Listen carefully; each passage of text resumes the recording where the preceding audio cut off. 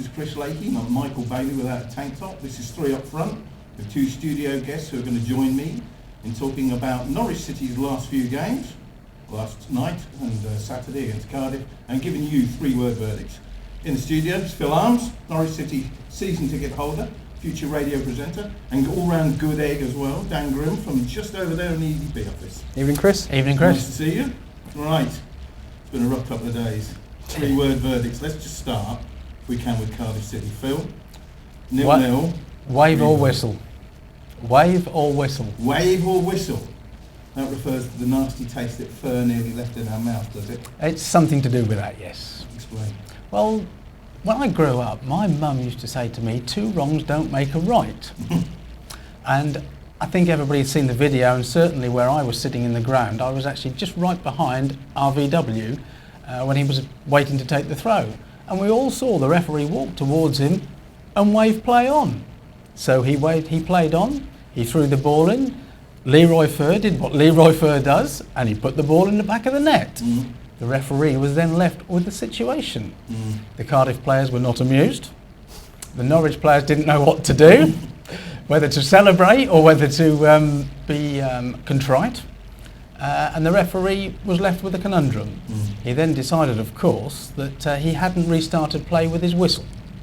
So there's your 3 words, wave or whistle. Can I just ask you one rider to that? Who would you, I use the term loosely, blame for what happened? Fern or Ricky van Wolfswinkel, who looked to me to be the man who was trying to prod people into putting the ball in the net?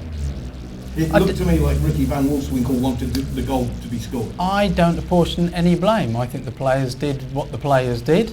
They wanted to win the match. They put the ball in the net and let somebody else sort the mess out. Mm. They are competitive sportsmen. I actually feel, and I know it does leave a furry taste in your mouth, but I actually feel the goal should have stood. Mm. And maybe it would have stopped all this silly dancing around and being shot like a sack and going down like a sack of potatoes. As Leroy Fur quite candidly said afterwards, I put the ball in the net, I meant to score a goal. Mm. In Holland we don't do this sort of thing.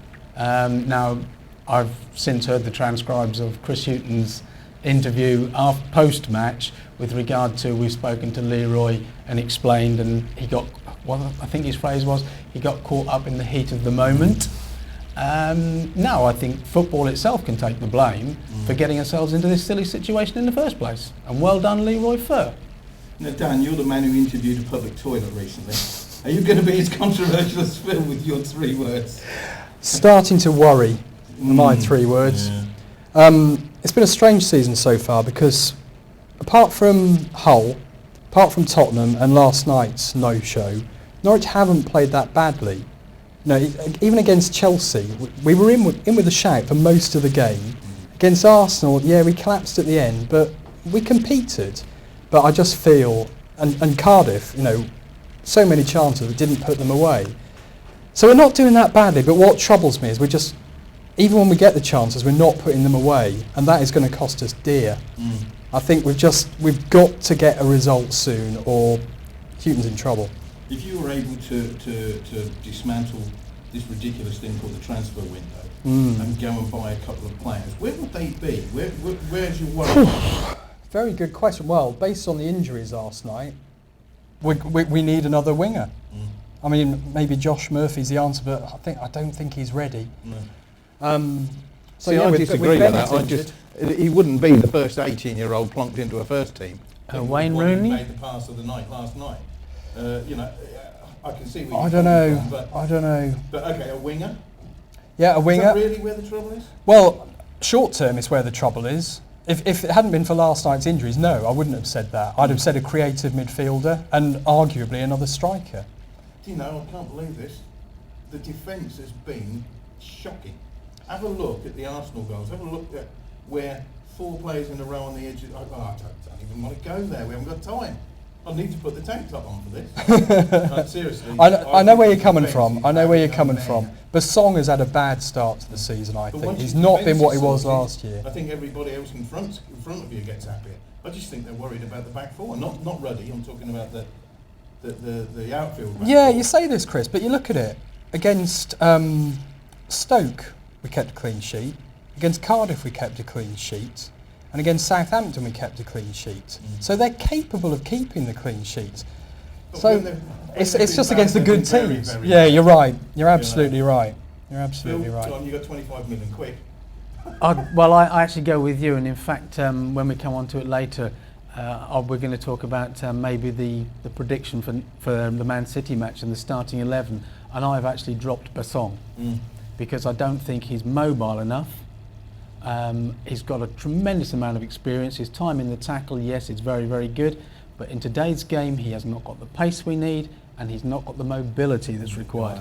And I actually feel that he is the weak link in there, and I would start actually with Ryan Bennett and Michael Turner and let him get on with it. I suppose we can't go without mentioning matches tonight. If we can, very briefly, the man behind the camera will just give us a minute on this one. What, is that what you expected?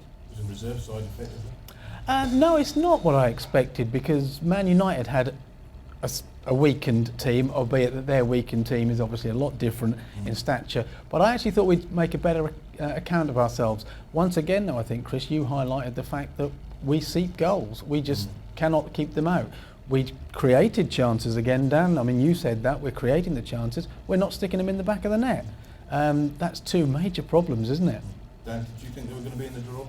No, I didn't think they'd be in the draw, but I thought they'd go and give more of a show than they did. I thought they'd get at them, and they just never did. No. They never did. And again, in a cup match, just go for it. And very disappointing, very disappointing. I feel sorry for everyone that traipsed up there.